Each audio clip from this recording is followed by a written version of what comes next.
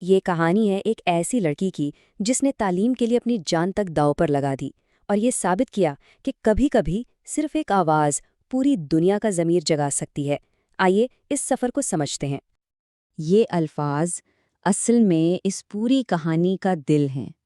یہ ہمیں یاد دلاتے ہیں کہ طاقت کا اصل پیمانہ ہتھیار نہیں بلکہ ہمت اور سچائی ہے۔ تو چلیے اس کہانی کا آغاز کرتے ہیں پاکستان کی خوبصورت وادی سوات سے، جہاں ایک بچی کے خوابوں نے پرورش پائی۔ ملالہ 1997 میں سوات کے شہر مینگورہ میں پیدا ہوئیں اور ان کی پرورش میں سب سے اہم کردار ان کے والد ضیاء الدین یوسفزئی کا تھا، جو خود ایک استاد اور اسکول کے مالک تھے۔ انہوں نے ہی ملالہ کے اندر علم کی وہ شمع روشن کی جو پھر کبھی بجھ نہ سکی۔ ملالہ کے لیے آپ جانتے ہیں، اسکول جانا یا کتابیں پڑھنا صرف ایک معمول نہیں تھا بلکہ ایک جنون تھا۔ وہ صرف پڑھنا نہیں بلکہ سمجھنا چاہتی تھیں، اور یہی وہ بنیادی سبق تھا جو ان کے والد نے انہیں سکھایا۔ یہ صرف ایک جملہ نہیں تھا، یہ ان کی پوری زندگی کا مشن بن گیا، ایک ایسا یقین جس نے انہیں ہر مشکل کا سامنا کرنے کی طاقت دی۔ لیکن امید سے بھری اس وادی پر آہستہ آہستہ خوف کے سائے منڈلانے لگے۔ حالات بہت ڈرامیٹک طور پہ بدلنے والے تھے۔ 2007 کے بعد سوات میں طالبان کا اثر و رسوخ بڑھنے لگا۔ لڑکیوں کے اسکول زبردستی بند کر دیے گئے اور انہیں دھمکیاں دی گئیں، یا تو گھر میں رہو یا پھر سزا کے لیے تیار ہو جاؤ۔ ملالہ نے اپنی آنکھوں سے اپنی سہیلیوں کو اسکول چھوڑتے دیکھا، لیکن انہوں نے خاموشی کو نہیں چنا۔ اور یہیں سے ملالہ کی عوامی مزاحمت کا پہلا باب شروع ہوتا ہے۔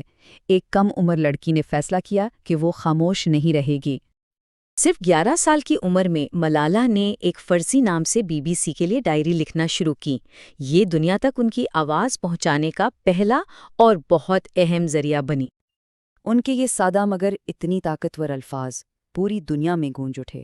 ان الفاظ نے دنیا کی توجہ تو اپنی طرف کھینچ لی، لیکن طالبان کو یہ آواز بالکل پسند نہیں آئی۔ اب ہم کہانی کے اس اہم موڑ پر پہنچتے ہیں، وہ واقعہ جس نے ملالہ کی زندگی کا رخ ہمیشہ کے لیے بدل کر رکھ دیا۔ 9 اکتوبر 2012۔ یہ تاریخ ہمیشہ یاد رکھی جائے گی کیونکہ اسی دن ایک آواز کو ہمیشہ کے لیے خاموش کرنے کی کوشش کی گئی۔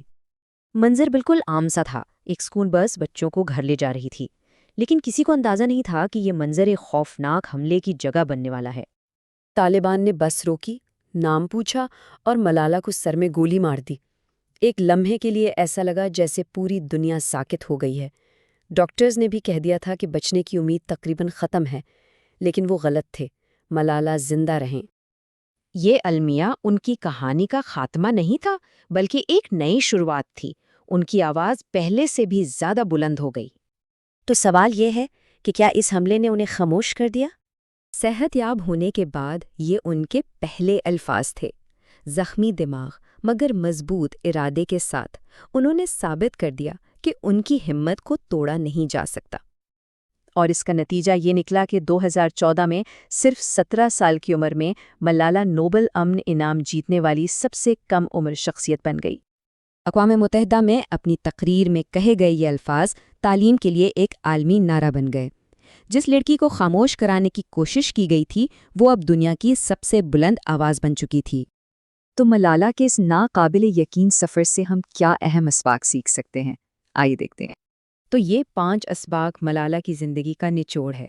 سب سے پہلی بات تو یہ کہ ہمت کی کوئی عمر نہیں ہوتی، جیسا کہ 11 سال کی لڑکی نے اپنی ڈائری سے دنیا کو دکھایا۔ دوسری چیز، تعلیم سب سے طاقتور ہتھیار ہے، اور یہ وہی ہتھیار تھا جسے طالبان سب سے زیادہ ڈرتے تھے۔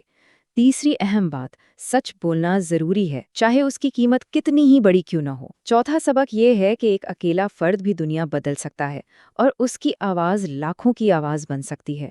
اور آخر میں، زخم کمزوری نہیں بلکہ ہمت کی نشانی ہوتے ہیں۔ ملالہ کا ہر زخم دنیا کے لیے ایک پیغام بن گیا۔ ملالہ نے ملالہ فنڈ قائم کیا اور آج بھی پاکستان سے لے کر افریقہ تک لڑکیوں کی تعلیم کے لیے کام کر رہی ہیں۔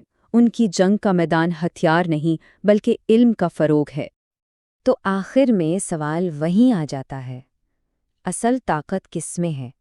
اس ہتھیار میں جو خاموشی پیدا کرتا ہے، یا اس خیال میں جو ایک آواز کو جنم دیتا ہے؟ ملالہ کی کہانی اس سوال کا جواب ہے۔